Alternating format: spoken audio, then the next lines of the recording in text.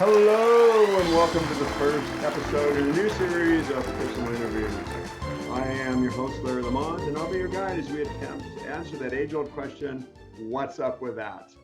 Each episode will feature a guest who has some special talent, ability, purports to have some claim to fame, and we are going to investigate those claims and get to the truth of the matter. So tonight's guest is a man who has thrilled audiences all across the country and in fact all over the world for decades with feats of aerial dexterity, death-defying stunts, and I just can't go on enough about this man. Please welcome to our stage Mr. Artie Soft Hands Fitzsimmons. Welcome, Artie. Thank you, Larry. So Artie, now, may I call you Artie? Certainly. Artie, I'm so curious. Tell us about this career as an aerialist. It's just fascinating. Well, Larry, I was the star aerialist of the Harbin Human Imaginarium Circus for 40 years, along with my wife and my brother Fritz, and we were actually billed as the Flying Fitzsimmons. Wow, that is stunning. But I understand that you were forced to retire. Oh, yes, Larry. It's tragic.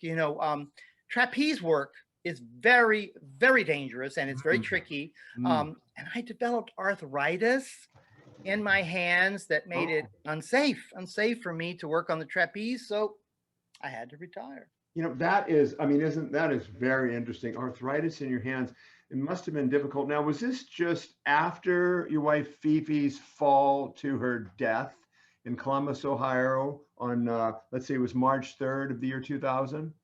Well, yes, but I don't really. Very, very interesting. Now, that brings us to a point that I'm sure our audience has noticed.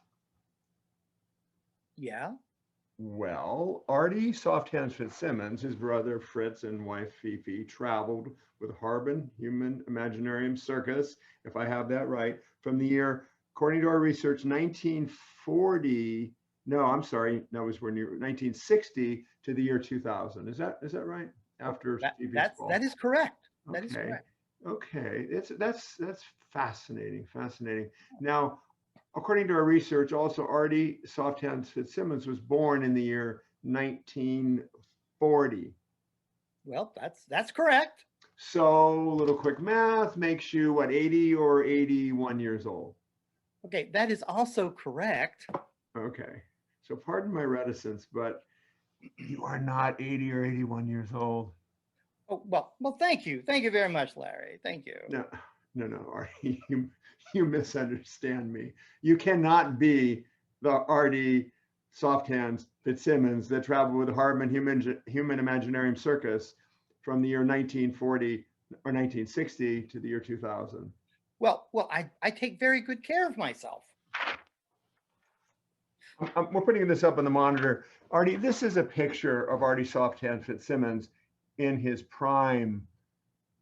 Okay, well, now that right there, that is not a very good picture of me. It is not, in fact, a picture of you.